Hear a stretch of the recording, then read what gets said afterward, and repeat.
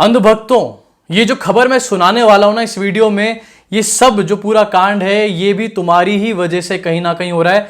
तो तुम लोग बेटा सुधर जाओ, नहीं तो तुम्हारे को चप्पल पड़ेगी बहुत तेज और उस चप्पल में लगा होगा 2 किलो गोबर। पहले ही बता रहा हूं, पहले ही वार्न कर रहा हूं, सुधर जाओ तुम लोग।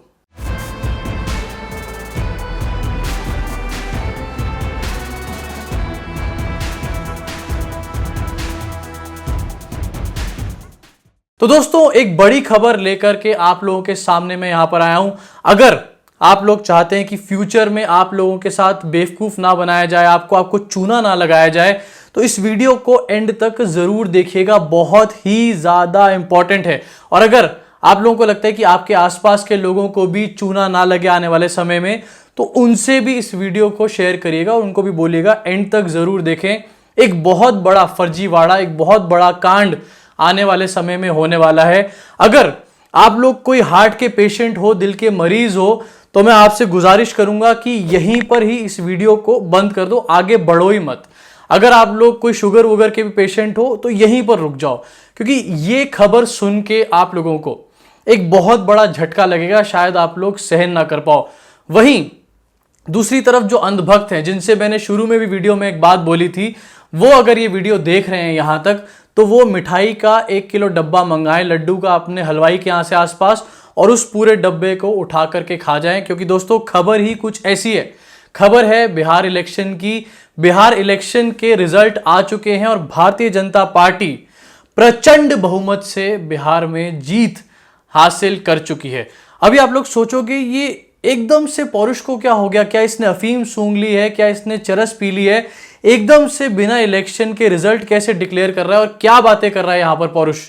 तो यहां पर मैं आपको बता देना चाहता हूं कि मैंने कोई नशा नहीं करा है, कोई भांग नहीं पी है, ये बिल्कुल सच बात है। क्योंकि दोस्तों, जो बिहार का इलेक्शन है ना, वो ऑलरेडी सेट हो चुका है। बिहार के इलेक्शन में गेम पूरी तरीके से बिछाया जा चुका है, वहां पर पूरी तरीके से सेटिंग बनाई जा चुकी है।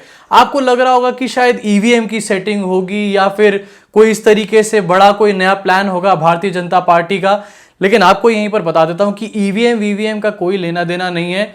खेल जो है वो ईवीएम से भी बहुत बड़ा ऊपर पहुंच चुका है। और अगर जो इन लोगों के मंसूबे लग रहे हैं वो मंसूबे कामयाब हो गए उनमें ये लोग, तो आप लोग सिर्फ देखते रह जाओगे, आप और मैं, और हमारे देश का जो संविधान है, हमारे देश का जो लोकतंत्र है, हमारी आंखों के सामने उसकी पूरी तरीके से धज्जियां उड़ जाएंगी। अब यहां पर जितनी भी बातें मैंने आपको भी बताई, वो सब कोई हवाई बातें नहीं है। ऐसा नहीं है कि मैं कुछ अपनी मनगढ़ंत बातें बोल रहा हूं। यहां पर एक बड़े सोर्सेज से खबर आई है कि बिहार में जो इलेक्शन है उसमें ऑनलाइन इलेक्शन की बात शुरू हो चुकी है, डिजिटल इलेक्शन की बात शुरू हो चुकी है। जरा सोचिए आप लोग, ये वो देश है जहां पर हम लोग अभी तक ईवीएम के मैटर्स से जूझ रहे थे, ईवीएम मैलफंक्शनिंग से जूझ रहे थे। जगह जगह इलेक्शन होता था, वहां पर वोटिंग होती थी और वोटिंग में पता चलता था ईवीएम में बटन दबने के बाद भारतीय जनता पार्टी को सारे के सारे वोट चले गए हैं। इलेक्शन कमीशन इस टाइम पे एक ऐसी तैयारी में है, अगर इस खबर की माने तो इलेक्शन कमीशन एक ऐसी तैयारी में है जहां पर इस सारी वोटिंग को जो बिहार इलेक्शन में होगी उसको ऑनलाइन कर दिया जाएगा। एक ऐसे प्रपोजल पे विचार कर रही है हमारे देश की इलेक्शन कमीशन ऑफ इंडिया। ये वही इलेक्शन कमीशन है जो पिछले साल जनरल असेंबली के इलेक्शंस में भारतीय जनता पार्टी को बढ़ चढ़ के बहुत बड़ी तरीके से उनको सपोर्ट कर रही थी। चाहे मोदी जी या फिर अमित शाह जी किसी भी तरीके का भाषण देते थे, भाषण में हमारे देश के शहीदों की बात करते थे, उसके ऊपर भी उसको ओवरलुक कर दिया जाता था, उनको बेनिफिट ऑफ डाउट दे दिया जाता था और उनके ऊपर किसी भी तरीके की कार्रवाई नहीं होती थी। और आज की डेट में वही इलेक्शन कमीशन ऑनलाइन वोटिंग के ऊपर काम कर रही है। अब दोस्तों, आप खुद सोचिए, जब इस देश में ऑनलाइन वोटिंग होगी और घर बैठे आप कंप्यूटर से या मोबाइल फोन से वोट देंगे, तो आज की डेट में कौन है जो पूरे सिस्टम को हैक करने की हिम्मत रखता है? यकीनन एक ही ऐसा नाम है, और वो जो पार्टी है वो इस चीज को अंजाम देकर अपने आप को जिता जाएगी पूरे सिनेरियो में। अब जैसा कि मैंने बताया, हवाई बात नहीं है, कोई ऐसी बात नहीं है जो छुटभैया नेता बोल रहा हो, कोई ऐसी बात नहीं है जो कोई छोटा टटपूंजिया मीडिया वाला बोल रहा हो। यहां पर ये बड़ी खबर आई है बिहार के डिप्टी सीएम सुशील कुमार मोदी की तरफ से, जहां पर उन्होंने एक इंटरव्यू में ये बताया रिसेंटली कि वो इस चीज़ पे काम कर रहे हैं और इलेक्शन कमीशन से इस चीज़ की दरखास्त भी कर रहे हैं। इनफैक्ट उन्होंने ये तक भी बता दिया कि इलेक्शन कमीशन के पास एक प्रपोजल भी इसका पड़ा हुआ है कि किस तरीके से आने वाले समय में और बिहार के इलेक्शंस में भी ऑनलाइन वोटिंग करी जाए। सुशील कुमार मोदी ने क्या पूरी बात बोली, आपको एक बार बता देता हूं। सुशील कुमार मोदी ने ये बताया कि ये जो इलेक्शन है बिहार का, ये पूरी तरीके से डिजिटल इलेक्शन होने वाला है। अक्टूबर से नवंबर के बीच में इलेक्शन होना, 29 नवंबर, अगर आपको प्रिसाइजली डेट बताऊं तो 29 नवंबर लास्ट डेट है। उससे पहले नई सरकार चुन करके आनी है।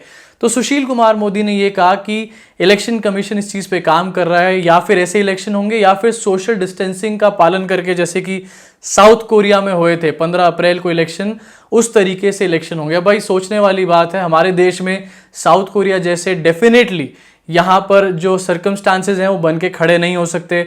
वहीं सुशील मोदी ने एक बात ये भी ऐड करी कि जो कैंपेनिंग है इस टाइम पे वो सोशल मीडिया और ऑनलाइन के माध्यम से चल रही है। 2-2, 3-3 घंटे की मीटिंग्स ले रहे हैं वो पार्टी के काडर की, और ऐसे में एक बड़ी संभावना है कि आने वाले समय में वोटिंग को भी ऑनलाइन के माध्यम से करा जाए।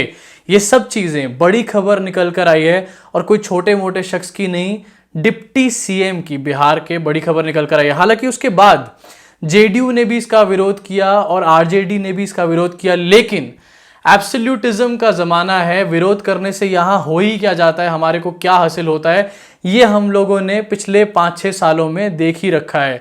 इसके अलावा सुशील कुमार मोदी ये भी बताते हैं कि जैसे कि वो बता रहे हैं कि 2 से 3 घंटे वो बात करते हैं पार्टी के काडर से, ट्रेनिंग दी जा रही है पार्टी के काडर को, वहीं डोर टू डोर कैंपेन पे भी एम्फेसाइज किया जा रहा है। तो बड़ा एक एम्फेसिस निकल कर आया सुशील कुमार मोदी की तरफ से ऑनलाइन वोटिंग के ऊपर, ऑनलाइन इलेक्शंस के ऊपर। 2017 में मैंने एक वीडियो बनाई थी जहां पर मैंने ये बात बताई थी कि हमारे पास जो सिस्टम है, जो टेक्नोलॉजी है, वो इस कदर हो चुकी है कि फोन में भी थंब प्रिंट से फोन खुल जाता है, और बहुत सारे ऐसे आजकल फोन आ रहे हैं जो आपके थंब प्रिंट का भी स्कैन लेते हैं। अगर आने वाले समय में कुछ ऐसे ही टेक्नोलॉजी से इलेक्शन कराया जाता है तो कितना बड़ा थ्रेट है ये हमारी जो हमारी डेमोक्रेसी है उसको। अब जैसा कि मैंने पहले बताया कि ईवीएम की बातें हो रही थी, ईवीएम में ये इस चीज का समय साक्षी है, इस चीज का कि ईवीएम में लगातार गड़बड़ें निकल कर आई हैं। आप बटन किसी भी पार्टी को दबाओ, भारतीय जनता पार्टी को चला जाता है। ऐसे क्रूशियल टाइम में, और वो भी कोरोना वायरस पैंडेमिक के टाइम में, आखिरकार हम ऑनलाइन इलेक्शंस की बात सोच भी कैसे सकते हैं? किस तरीके से हम इस इमेच्योर बात के बारे में सोच सकते हैं जब हम ऑलरेडी एग्जिस्टिंग सिस्टम को ही ठीक और फ्लुएंट नहीं कर पा रहे? अभी भी जब इलेक्शंस होते हैं तो कोई ईवीएम मशीन कहीं से आ रही है, कोई ईवीएम मशीन कहीं जा रही है, पता ही नहीं चलता कि ईवीएम मशीन के साथ खिलवाड़ क्या चल रहा होता है। और ये भाई साहब बात कर रहे हैं ऑनलाइन वोटिंग के बारे में। असल में गलती इनकी नहीं है, जो इनके आका इनको समझाते हैं वही बात ये लोग बोलते हैं।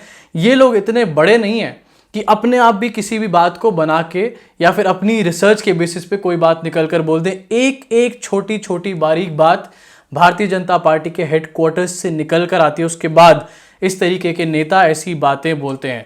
अब ये तो रही इलेक्शन कमीशन की बात, ईवीएम्स की बात और ऑनलाइन वोटिंग की बात। ये एक एस्पेक्ट है। अब मैं आपको एक ऐसा एस्पेक्ट बताने वाला हूं जो सुन के शायद आप लोग और डर जाओगे। अगर बीपी के मरीज हो और यहां तक वीडियो देख लिए तो यहां पर रुक जाओ, क्योंकि इसके बाद तुम्हारी हालत और खराब होने वाली है। तो आगे आप लगातार इस खबर को सुनते रहते हैं, आपके सामने लगातार आती रहती है कि डेटा हैकिंग, डेटा ब्रीच और इस तरीके की लगातार ऐसी खबरें आपके सामने आती रहती है। इनफैक्ट जो आरोग्य सेतु ऐप है उसमें भी बहुत जगहों पे पाया गया है कि इरेगुलरिटीज हैं, डेटा चोरी करने की बात बहुत जगह पर हो रही है, हमारा हेल्थ डेटा चुराने की बात बहुत जगह पर बात हो रही है। इसके ऊपर वीडियोस भी बने, आकाश बैनर्जी ने भी बनाया इसके ऊपर वीडियो। ऐसे समय में क्या हम लोग डेटा हैकिंग के समय में, इसको साथ में रख के देखिए, क्या हम लोग ऑनलाइन इलेक्शंस को अफोर्ड कर सकते हैं? डेटा हैकिंग से ऑनलाइन इलेक्शंस को अगर आप जोड़ दें तो एक बहुत ही डरावना कॉम्बिनेशन बनेगा जो शायद हमारे डेमोक्रेसी को पूरी तरीके से तबाह करके रख देगा। आप शायद सोच भी नहीं सकते क्या आगे इसके हालात होंगे, इसके कॉन्सिक्वेंसेज होंगे। क्या हम लोग इस टाइम पे ट्रांसपेरेंट और सेफ इनफ हैं कि ऐसी बातें हम लोग कर सकें? डेटा हैकिंग जैसे कि मैंने बताया ये एक रेगुलर प्रैक्टिस बन चुकी है। बड़े बड़े हैकर्स हमारे को बताते हैं कि कौन सी ऐप में कोई बड़ा मैल फंक्शन है या फिर बड़ा लूप होल है। सरकार तो हमारे को ये बताती भी नहीं है, और सरकार वहीं दूसरी तरफ हमारा जो डेटा है उसको डीएल के डेटा को बेचती है प्राइवेट कंपनीज को। वो कंपनीज हमारे को टारगेट करती हैं। तो क्या ऐसे में सरकार हमारे प्राइवेट डेटा को अपने बेनिफिट्स के लिए इस्तेमाल नहीं कर सकती? डेफिनेटली। अब जैसे कि मैंने बताया ये सारा जो सिस्टम है ये हमारी डेमोक्रेसी को और वीक कर देगा। आप खुद सोचिए एक बार कि सडनली हमारे डेमोक्रेसी में एक ऐसी चीज आ जाएगी जिसके लिए अभी हम रेडी नहीं है। हमारे को जहां पर कोरोना वायरस से लड़ना है इस टाइम पे, वहीं हमारे को एक ऐसी चीज में डाल दिया जाएगा जो किसी भी तरीके से ट्रांसपेरेंट नहीं होगी, जिसके कोई भी फुल प्रूफ प्लानिंग्स नहीं होंगी। क्या इसके लिए हमारा देश तैयार है? और डेमोक्रेसी को कितना बड़ा झटका इससे लग सकता है ये तो आप सोच ही सकते हैं। अब 2-3 दिन से मैं देख रहा हूं एकदम नैरेटिव चेंज करने की कोशिश कर रही है भारतीय जनता पार्टी और भारतीय जनता पार्टी का आईटी सेल। ध्यान से सुनिए इस चीज को भी, नैरेटिव चेंज करने की कोशिश। आज भी लगातार खबरें देखी हमने मेन स्ट्रीम मीडिया पे कि एकदम से राम मंदिर की खबरें आ जाती हैं। वहां दूसरी तरफ महाराष्ट्र में जाके उद्धव ठाकरे की पार्टी के लोगों से बयान लिए जाते हैं और उन बयानों को तोड़ मरोड़ के पेश किया जाता है। नैरेटिव पूरी तरीके से चेंज करने की यहाँ बात चल रही है। अब जब ये नैरेटिव चेंज करने की बात यहाँ पर चल रही है तो हमारे को इन सब चीज़ों को लेकर साथ में ये चीज़ समझ लेनी चाहिए कि ये नैरेटिव आखिरकार राम मंदिर पे लाया क्यों जा रहा है। क्योंकि बिहार इलेक्शन की जो तैयारियां हैं वो जोरों शोरों पे शुरू हो चुकी हैं। बिहार इलेक्शन जहां पर एक तरफ बात चल रही है ऑनलाइन लड़ने की, वहीं पर ऑनलाइन इसका कैंपेन जो है वो भी बहुत स्ट्रांगली शुरू हो चुका है इस टाइम पे। अभी 2 दिन पहले की ही एक न्यूज़ है जहां पर एक वीडियो कॉन्फ्रेंसिंग के जरिए जेपी नड्डा ने बिहार इलेक्शन की तैयारियां शुरू करी। ये प्रूफ है इस चीज़ का कि बिहार इलेक्शन के लिए ही नैरेटिव को रीसेट करा जा रहा है। अगर कोरोना वायरस के नैरेटिव पे बिहार इलेक्शंस हुए तो बुरी तरीके से ये लोग हार का सामना करेंगे। वैसे ऑनलाइन में इनके पास और भी हथकंडे हैं जो शायद हमारी और आपकी समझ के बाहर है, लेकिन मोटा मोटा जो सिचुएशन है वो हमारे को ये दिखा रही है कि नैरेटिव भी साथ साथ चेंज करा जा रहा है इस कैंपेन के लिए। अब दोस्तों ये है सारी की सारी जानकारी, और अगर आप लोग इससे गो थ्रू कर गए, आप लोग हार्ट पेशेंट हो, शुगर पेशेंट हो और आपने झेल ली ये जानकारी, तो बैठो मत शांति से, क्योंकि जब ये सब हो जाएगा उसके बाद आप कुछ नहीं कर पाओगे। इसको अभी ज़्यादा से ज़्यादा शेयर करो जिससे ज़्यादा से ज़्यादा लोगों तक पहुँचे और ऐसा कांड होने से बच पाए। और अंधभक्तों तुम लोग ज़रा बाज आ जाओ बेटा, नहीं तो चप्पल पे जैसे मैंने बताया ना गोबर लगा के पड़ेगी तुम्हारे को। पूरा देश तुम्हारे को चप्पल पे गोबर लगा के मारेगा। तुम्हारे को पूरे वर्ल्ड में तो अब लात पड़ी रही है, लेकिन अब गोबर भी पड़ेगी साथ में। अभी के लिए इस वीडियो में दोस्तों इतना ही। अगर आपको ये वीडियो पसंद आई हो जैसे मैंने बताया शेयर कीजिए, ज़रूरी है शेयर करना एक्चुअली।